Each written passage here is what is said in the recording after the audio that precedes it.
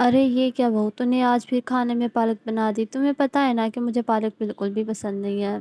तुझे बनाने के लिए बस ये पालक ही मिलती है। कुछ तो अच्छा बना दिया करो मेरे लिए। अरे माँ जी, मुझे बताया आप पालक नहीं खाती, इसलिए तो मैंने आपके लिए आलू गोभी की सब्ज़ी बनाई है। आप पालक ना खाएं, आलू गोभी खा लें। तभी उसका ससुर कहता है, अरे बहू मुझे तो पालक की सब्ज़ी दो, मुझे तो पालक की सब्ज़ी बहुत ज़्यादा पसंद है। और पता नहीं तुम्हारी सास को तो हर अच्छी चीज़ ही बुरी लगती है।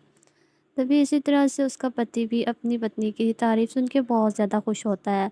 और इस तरह से सब खाना खा के अपने अपने कमरों में चले जाते हैं। और फिर निशा किचन में जाती है सीधा, और वो सबसे पहले बर्तन धोती है किचन के सारे। उसके बाद किचन की साफ़ सफाई करती है, और सारे घर के काम ख़त्म करने के बाद वो अपने कमरे में चली जाती है और आराम से बैठ के टीवी देखने लग जाती है। इतने में उसकी सास आती है और कहती है, अरे बहू तू इधर बैठी हुई है, जल्दी से बस शाम के खाने की तैयारी कर लो, और मेरे लिए तुम आलू मटर बना देना, और बाकी सबसे भी पूछ लो कि वो क्या खाएंगे। निशा सीधा किचन में जाती है और फिर सबके लिए अलग अलग किस्म का खाना बनाने लग जाती है, सबकी पसंद का। तभी उसके पति की कॉल आती है और वो उससे फ़ोन पे बात करती है। तो उसका पति कहता है, अरे निशा आज जल्दी से तैयार हो जाना, वो ना मेरे दोस्त की बर्थडे पार्टी है, तो मैं तो वहाँ जाएंगे, जल्दी से तैयार हो जाना बस। अच्छा ठीक है जी, मैं तैयार रहूँगी। तभी निशा सबके लिए खाना बनाती है। तभी वो करेले का सालन और दाल चावल बना के रखती है। तभी इतने में उसका ससुर आता है और कहता है, अरे बहू क्या बनाए खाने में, मेरी ज़रा तबीयत ठीक नहीं है तो मैं ये हैवी खाना खा नहीं सकूँगा, तुम ऐसा करो कि मेरे लिए ना दलिया बना दो, और मेरी कुछ तबीयत ठीक नहीं है। तभी निशा कहती है, जी पिताजी मैं अभी बना देती हूँ आपके लिए। इतने में उसका देवर आता है और कहता है, अरे भाभी मुझे बहुत भूख लग रही है, कुछ अच्छा है तो खाने के लिए मुझे दे दो खाने में। अरे हाँ देवर जी, आज करेले का सालन बनाया है और साथ में दाल चावल भी हैं। तभी उसका देवर कहता है, अरे भाभी आपको पता है कि करेले में खाता नहीं हूँ, और इसलिए मुझे खिचड़ी पसंद नहीं है जो बाबा के लिए बनाई है आपने। हाँ ठीक है देवर जी, लेकिन मुझे आपके भाई के साथ बाहर जाना था किसी काम से, लेकिन मेरे पास टाइम होता तो मैं आपके लिए कुछ और बना देती खाने के लिए। तभी वो कहता है कि भाभी कितनी देर लगी, आलू के पराठे और बैंगन का भरता बना दो ना, वरना मैं भूखा ही सो जाऊंगा। तभी उसकी भाभी उसकी बात सुन के किचन में जाती है और फिर उसके लिए बैंगन का भरता और आलू के पराठे और साथ में चटनी बनाती है। और इतने में उसका पति भी ऑफिस से आ जाता है और वो आके देखता है कि निशा तो अभी तक तैयार ही नहीं है और किचन में ही खड़ी हुई है। तभी वो निशा से कहता है, अरे निशा तुम अभी तक तैयार ही नहीं हुई, मैंने तुम्हें कहा भी था, कहा पहले काफ़ी लेट हो गया, अब तुम्हारा इंतज़ार किया तो मैं और लेट हो जाऊँगा। ऐसा करता हूँ कि मैं अकेला ही चला जाता हूँ। निशा को सुन के बहुत ज़्यादा बुरा लगता है और काम से फारिग होने के बाद वो अपने कमरे में जाती है और बहुत रोती है और खुद से ही कहती है, यहाँ मैं हर वक्त 3 टाइम का खाना ही बनाने में पूरी हूँ, हर किसी सबके लिए अलग अलग के खाने बनाती हूँ और सबको खुश करने में अपनी खुशी का ख्याल ही नहीं रखती। अब मैं थक चुकी हूँ, मुझे खुद के लिए तो कोई टाइम ही नहीं मिलता। तभी निशा ऐसे ही रो के कह रही होती है। इस तरह से कुछ दिन गुजरने के बाद उसके देवर का रिश्ता आता है और फिर कुछ दिनों बाद उसका रिश्ता पक्का हो जाता है। कुछ दिन गुजरने के बाद फिर उसकी शादी का टाइम आ जाता है और उनकी शादी हो जाती है और फिर अर्पिता दुल्हन बन के उनके घर में आ जाती है।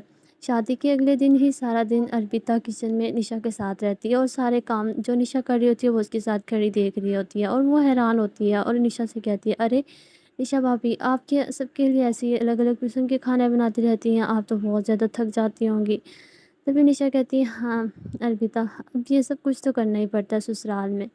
तभी अर्पिता ये सुन के फ़ौज में पड़ जाती है। अर्पिता देखो ससुराल में हमें ये सब कुछ करना पड़ता है और सब कुछ हमारी ज़िम्मेदारी है, तो सबके लिए खाना बनाना भी हमारी ज़िम्मेदारी है। अर्पिता चुपचाप उसकी बातें तो सुन रही होती है उस टाइम, लेकिन कुछ वक़्त गुज़रने के बाद अर्पिता इस माहौल को बदलने की कोशिश करती है। एक दिन वो अपनी जेठानी के पास आती है, कहती है, भाभी चलो अब मैंने ना दाल-चावल बना के रख लिए हैं, आज सब वही खा लेंगे, हम चलते हैं बाहर। तभी वो कहती है, अरे नहीं मुझे और भी खाना बनाना है अभी। अरे नहीं नहीं भाभी जो बना है वही सब खा लेंगे, आप बस चलो मेरे साथ। तभी वो उनके लिए वही खाना बना के रख के चले जाते हैं और पीछे से भी वो दोनों तो होती नहीं है, तो सब घर वालों को वही खाना खाना को मिलता है जो वही बनाती हैं। उसके बाद खाना खाने के बाद सब अपने कमरों में चले जाते हैं। जैसे ही शाम को वो दोनों घर वापस लौटती हैं तभी उसकी सास उनको गुस्सा करने लग जाती है कि तुम दोनों कहाँ थी, इतनी इतनी देर लगा दी और आज तो खाने में भी कुछ नहीं था। तभी अर्पिता कहती है, अरे माँ जी तो क्या हुआ, एक दिन अगर आपने बगैर पसंद के खाना खा लिया, ये कह के वो वहाँ से चली जाती है।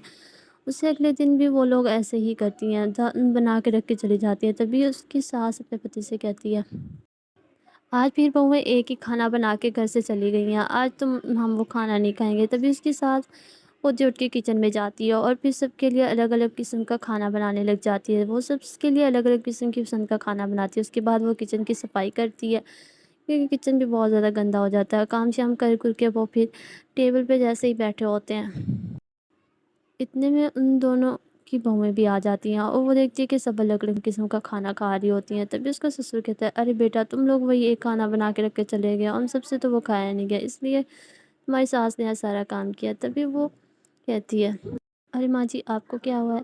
تبھی وہ بتاتی ہے کہ ارے بہو تم لوگوں کے جانے کے بعد میں نے آج اتنے دنوں کے بعد سب کے لیے کچن میں کام کیا اور الگ الگ قسم کی پسند کے کھانے بنائے.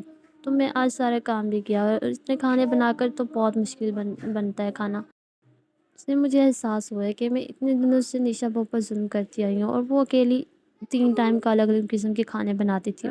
تو مجھے آج اس بات کا احساس ہو گیا ہے. آج سے ہمارے گھر میں ایک ہی قسم کا کھانا بنے گا, وہ بھی مل جل کے سب بنائیں گے. یہ سن کر وہ دونوں بہت زیادہ خوش ہو جاتے ہیں. اس دن کے بعد سے ان کے گھر کا ماحول بھی ٹھیک ہو جاتا ہے.